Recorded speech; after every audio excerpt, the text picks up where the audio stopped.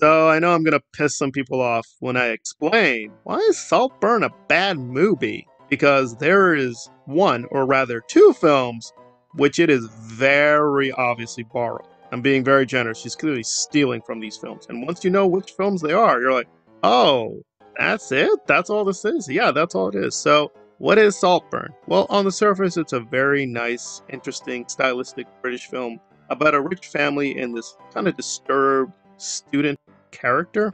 We'll call him Barry, because it doesn't really have a real character. We're just seeing the actors playing, being silly, having snarky dialogue. Then things get really, really dark. And I'm sure in their brains are like, oh wow, we did a modern Hitchcock film. But no, they didn't do that. You know what they did? Because near the end, they do a big twist and you realize, oh, Saltburn isn't a comedy or a satire. It's, wait for it, Tom Ripley. This is just a talented Mr. Ripley, dated. They changed a few things, tweaked it a little bit, but basically it is Ripley. In fact, it's two Ripley films. And I saw the other Ripley film too. And it doesn't do a very good job dating, adapting, homaging, or whatever. So basically, she pulled a Quentin Tarantino.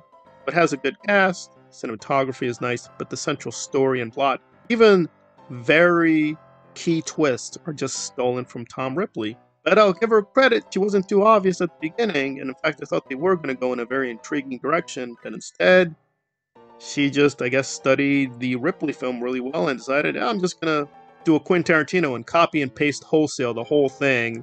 The narrative, the style, the perspective. Oh my god, that was really provocative. Bathtub. But wait! There's... That's in Ripley. Like, the bathtub shows up a lot in Ripley. So, yeah, I mean, it's kind of clever. You thought you were seeing Richard Grant, but really he's Jude Law. You think you're seeing Rosamund Pike, but really you're seeing Kate Blanchett. Whoever, really it's Gwyneth Paltrow. It's like, listen, I like Gwyneth Paltrow. I like Matt Damon. I love the Ripley film. I saw it when I was growing up. I thought it was a really interesting, artistic, commercial film. But that was that film. What is this film?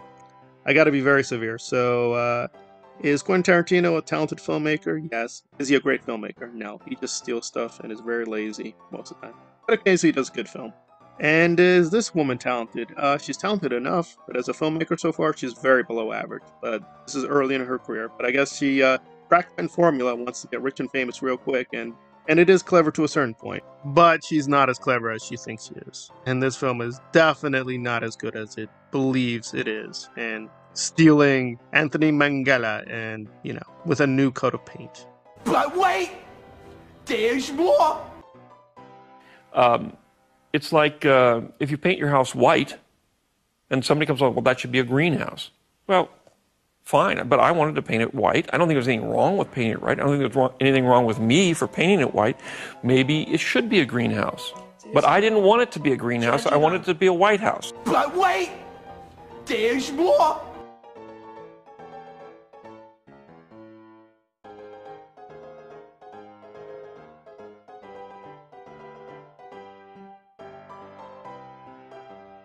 But wait! There's more!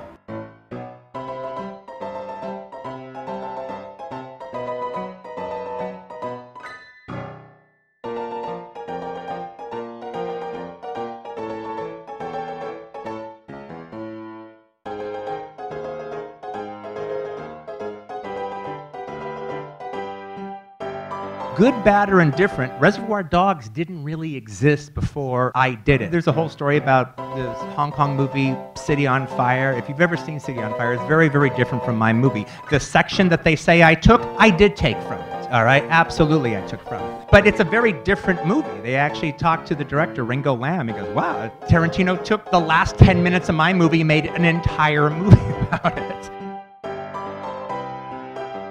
But wait! There's more!